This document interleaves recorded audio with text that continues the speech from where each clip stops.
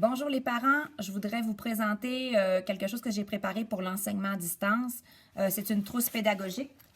Voilà, ça ressemble à ça. C'est une pochette du Dollarama en genre de toile avec une fermeture éclair dans le haut. Chaque pochette est identifiée. C'est la pochette pédagogique de votre enfant, c'est-à-dire que lorsqu'on va faire une classe virtuelle de l'enseignement à distance, il aura sa pochette pas loin. C'est pas une pochette pour jouer à la maison. C'est pas une pochette pour s'amuser les soirs, les fins de semaine ou les jours de congé. C'est vraiment important que lorsque l'enseignement à distance sera terminé, la période de classe virtuelle, vous la preniez et la rangez dans un endroit où l'enfant n'a pas accès à la pochette. Alors, je vous présente la pochette. À l'intérieur, il y a un sac avec du matériel de bricolage, des pompons, des feuilles, des petites choses en tout cas pour bricoler. Ensuite, vous avez du matériel de manipulation. Ça appartient à l'école. Alors, c'est important que votre enfant ne joue pas. C'est pour ça que je ne veux pas que votre enfant joue avec. C'est du matériel qui va revenir à l'école puis que je vais désinfecter à la fin de l'année. Alors, tout ça, c'est pour faire des compter, trier, jouer avec les chiffres, jouer avec les objets. Vous avez aussi des épingles qui peuvent servir éventuellement. Là, j'ai mis des choses sans avoir d'intention pédagogique, mais si jamais j'ai besoin, on les aura. J'ai des dés. J'ai un crayon effaçable avec une petite ardoise fait maison. C'est une feuille plastifiée. Et quelques crayons de cire. Il y a aussi une pochette. Une des pochettes que vous m'avez données en début d'année. J'ai placé les feuilles, en fait, de tout le mois de janvier à l'intérieur. Je ne pense pas qu'on sera en enseignement à distance tout le mois de janvier. Mais je crois que mieux vaut prévenir que guérir. Alors, je vais envoyer les feuilles du mois de janvier à la maison. Alors, si jamais on doit prolonger à la maison l'enseignement à distance en janvier, bien, vous aurez ce qu'il faut.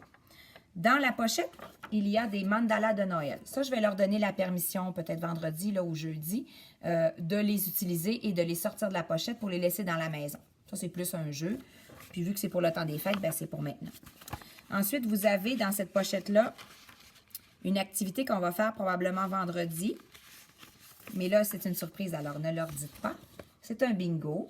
Alors, la carte de bingo est juste derrière. Voilà.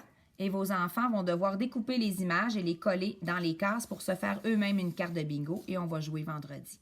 Je vous demanderai de garder la surprise, s'il vous plaît. Puis là, j'ai envoyé la colle de vos enfants. J'ai envoyé leur étui à crayon et la colle afin qu'ils puissent réaliser cette activité-là. Je n'ai pas envoyé les ciseaux de la classe, alors j'espère que vous avez une petite paire de ciseaux pour eux à la maison. Vous avez aussi des feuilles que c'est écrit « interdit ». Ça, ce sont les feuilles d'enseignement de janvier. Alors, ces feuilles-là, on n'y touche pas. J'aimerais que les élèves ne les voient pas et ne jouent pas avec, à moins que je vous demande de les sortir. Alors, on a les lettres, les prochaines lettres qu'on va voir. On a je me dessine en janvier.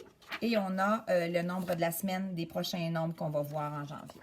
Alors, ces trois feuilles-là qui ont un interdit derrière, bien, on les laisse dans la pochette, puis on ne laisse pas les enfants jouer avec. D'accord? Alors, voilà, c'est pas mal tout pour la pochette. Votre enfant recevra dans son sac à dos demain aussi un jeu de cartes et un petit cadeau. Ce sont des jeux de cartes expliqués. Il y a 5 jeux de cartes qui sont expliqués avec les règlements. Des jeux qui sont faciles pour les petits de la maternelle. Alors, c'est mon cadeau que je leur offre. Un jeu de cartes comme ça et les règlements pour 5 jeux de cartes. Je ne les mets pas dans la pochette parce que j'ai dit que le matériel de la pochette, c'est du matériel pédagogique. Alors, c'est pour ça que je ne les mettrai pas dans la pochette. Votre enfant les aura dans son sac à dos ou dans sa pochette facteur, en fait, là. Parce que je veux qu'il soit capable de pouvoir jouer avec. Ça va rester à la maison pour toujours. C'est un cadeau. Puis ça aussi. Ça va pour ça.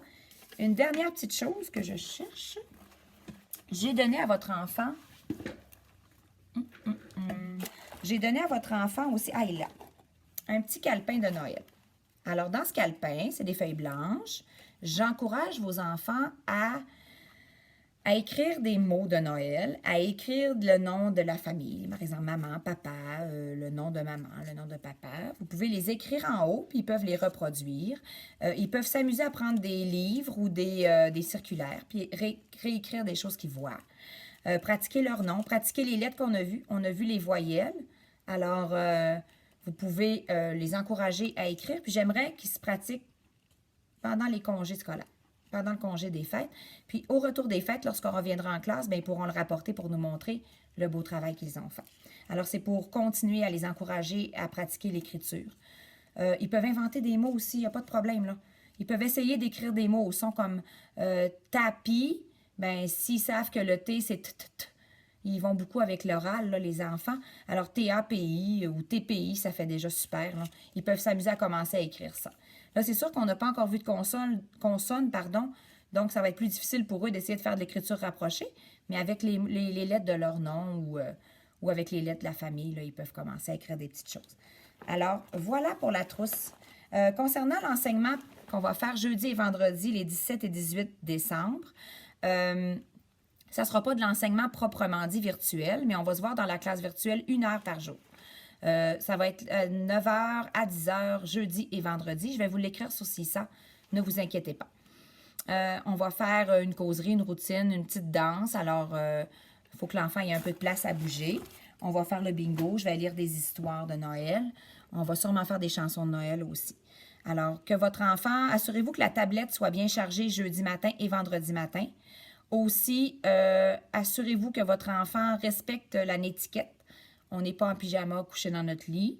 On n'est pas en train de manger ou de jouer avec notre chat. Il faut qu'on les habitue, même s'ils sont très jeunes, on essaie de les habituer à avoir une étiquette Internet, en fait, une étiquette de visioconférence. Alors, c'est tout pour moi. Je vous remercie de votre collaboration. Je vais vous envoyer une vidéo pour la connexion. Demain, je vais pratiquer encore les élèves une dernière fois à se connecter à Teams.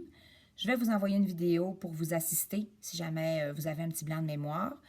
Je serai toujours disponible pour vous. C'est sûr que pendant l'enseignement à distance, je vais essayer d'être alerte aux messages que vous pouvez m'envoyer sur CISA, mais ça se peut que je ne les vois pas parce que quand je suis dans l'action, des fois, j'oublie un peu de regarder. Voilà, je suis là pour vous de toute façon. Alors, pour l'enseignement à distance, je vous réécris tout ça. Votre enfant devrait être autonome. Ne soyez pas trop loin, mais en même temps, vous pouvez assister. Je n'ai pas de problème à vous voir derrière. Vous ne soufflez pas les réponses à vos enfants, ça ne sert à rien. Puis, je vous remercie de garder vos téléphones fermés peut-être pendant ou si vous avez besoin de parler au téléphone parce que vous êtes en télétravail, de vous éloigner un peu de l'écran. C'est tout ce que je vous demande. Je vous remercie de votre précieuse collaboration. Je vous remercie d'être là pour vos enfants. Je vous remercie pour tout. Il reste quelques jours. Après ça, on va pouvoir se reposer un petit peu. Alors, je vous souhaite de joyeux temps des fêtes. Je vais en profiter pour vous souhaiter tout de suite parce qu'on ne se reverra peut-être pas.